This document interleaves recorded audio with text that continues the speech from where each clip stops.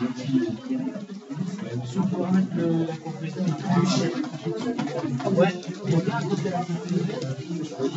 propriété, c'est que la courbe de la fonction valeur absolue, quantitative de la fonction valeur absolue, admet l'axe des ordonnées comme axe de symétrie.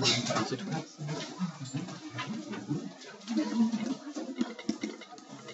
Alors, première équation super simple à résoudre. Valeur absolue de x égale 5. Quelles sont les solutions de cette équation? 5 ou moins 5. Voilà, bravo. C'est logique.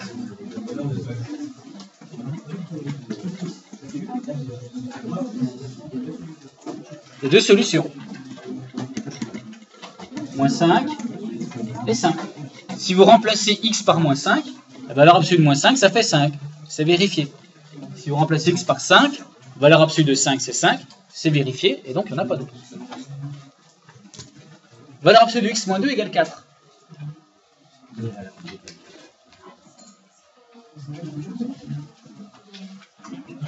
Valeur absolue de quoi?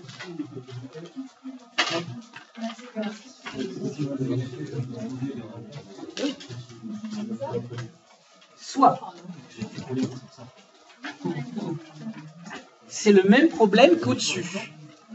Imaginez que là, c'est un grand X. Soit grand X vaut 4, ou bien grand X vaut moins 4. Ça n'a rien changé. J'ai la valeur absolue d'un truc que je ne connais pas qui vaut 4. Bon.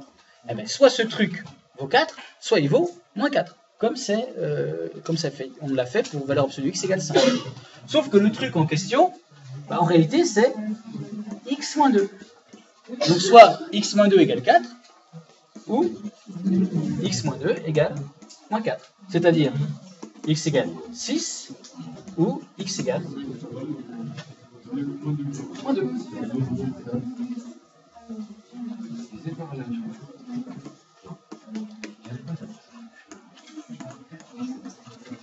Pour être convaincu de ça, qu'est-ce qu'on peut faire? On peut remplacer x par moins 2 et x par 6. Valeur absolue de moins 2, moins 2. Moins 4. Valeur absolue de moins 4. Bing, ça fait 4. Non. Ah ben pas du tout. Parce que ce qui est à l'intérieur de ta valeur absolue, pour simplifier dans la résolution, je dis c'est un grand X. Ce n'est plus un petit x. Et j'ai la valeur absolue de grand X qui est égale à 4. Donc soit grand X égale 4, soit grand X égale moins 4. Maintenant, il se trouve que ce nombre grand X, c'est x moins 2. Donc soit x moins 2 égale 4, ou x moins 2 égale moins 4. Si tu résous ça, x moins 2 égale 4, ça veut dire que x égale 6. Et voilà, c'est puisque x moins 2, x égale moins 2.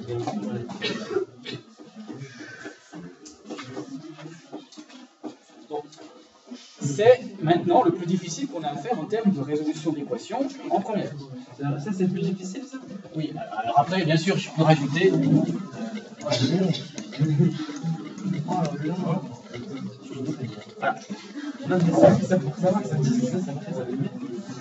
Voilà, à peine plus difficile. Ça va.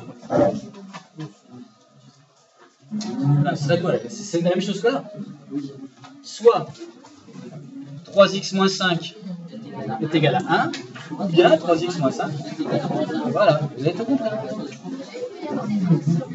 Oui, tu peux même mettre du carré. Et le principe est que la résolution d'équations qu'on traite en première, parce qu'après vous avez celle-ci. Voilà, celle qui est plus délicate, c'est ça.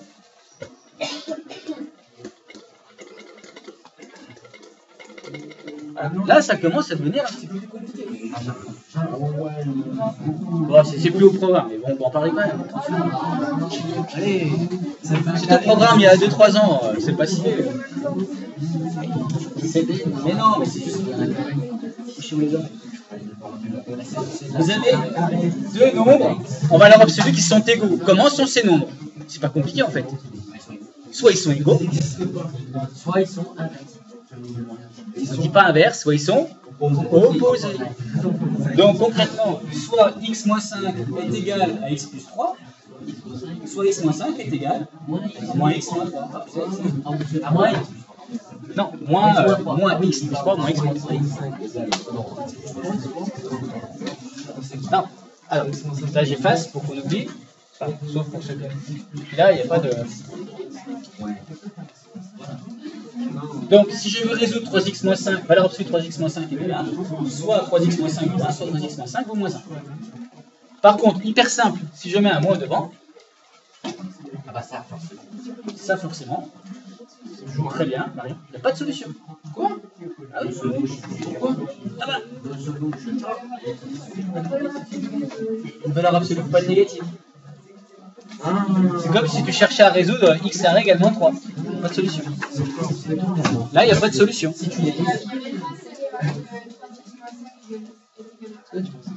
Ben, non. Parce que là, tu cherches un nombre tel que lorsque tu calcules sa valeur absolue sur un truc. Mais non, c'est pas la même. Celle que j'ai fait pas.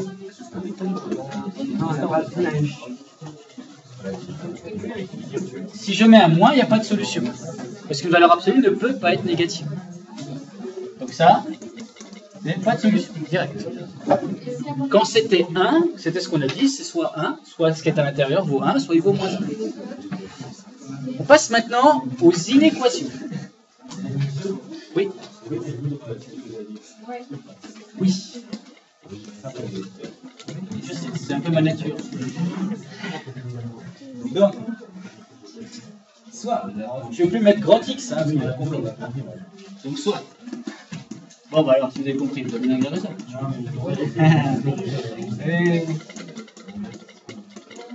Voilà. Soit 3x moins 5 est égal à 1, ou bien 3x moins 5 est égal à moins 1. Maintenant, on résout cette inéquation. Ça fait x égale à 1, c'est 2, tac, voilà. Ou bien x égale 4 tiers.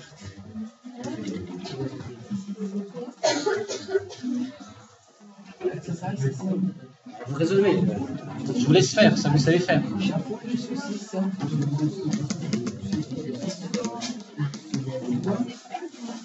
Je vous laisse résoudre tout seul.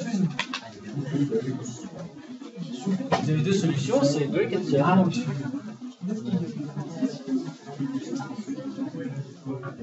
Bon, ça c'est vraiment le plus simple. C'est un peu plus délicat, c'est les inéquations. Et encore. Bien sûr.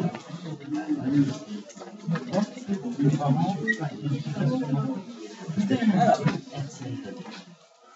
valeur absolue de x inférieure ou égale à 4.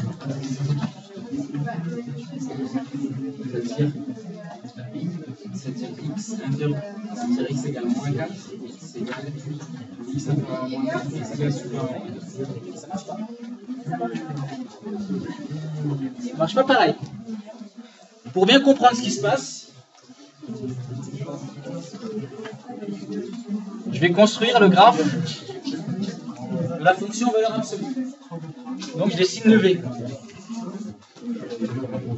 Et où est-ce que je trouve les solutions de valeur absolue x inférieure ou égale à 4?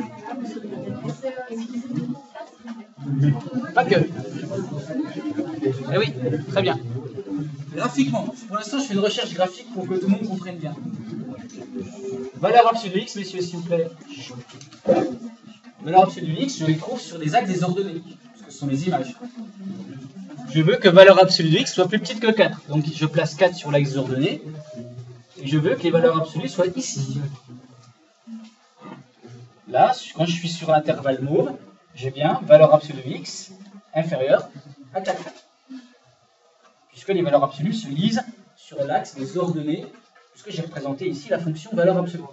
Maintenant, ce que je veux, c'est pas valeur absolue, ce que je veux, c'est x. X des trous sur l'axe des abscisses. Donc, vous savez, c'est comme on fait en seconde. Hein. Puisque valeur absolue de x est inférieure à 4, toutes les x solutions sont les antécédents dont les images sont plus petites que 4, c'est-à-dire ce sont les abscisses des points de la courbe situés sous la droite. Donc, ils sont les points Moins 4, 4. Ben, ils partent de ce point-là qui est effectivement moins 4 jusqu'à 4. Et voilà les solutions. Ça, c'est graphique. Comme ça, c'est un support qui vous permet de comprendre. Sinon, numériquement, c'est facile à comprendre. Vous voulez un nombre dont le nombre sans son signe, entre guillemets, soit plus petit que 4. Vous avez 1, 2, 3, 4. Vous avez, si on prend les entiers, moins 1, moins 2, moins 3, moins 4. Et après, ça va trop loin. Et on justifie comment ça? C'est pas justifié. On est juste X.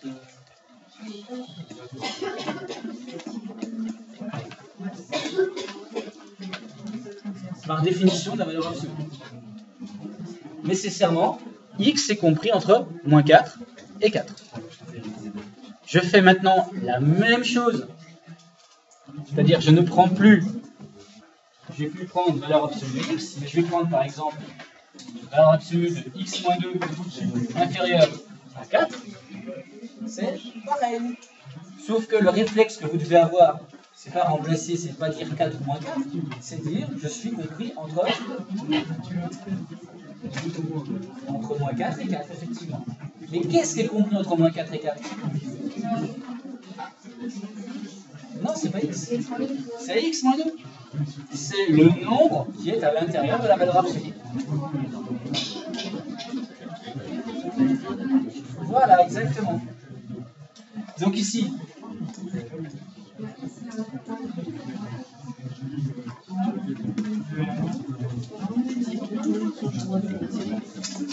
pour résoudre ceci, c'est la même chose de dire que x moins 2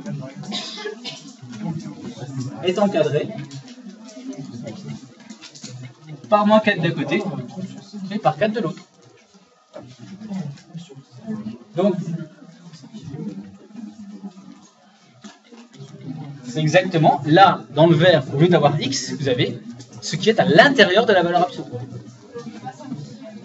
Ici, ça veut dire que x, il est comment? Entre moins 2 et 6. Donc l'ensemble des solutions, c'est moins 2, 6.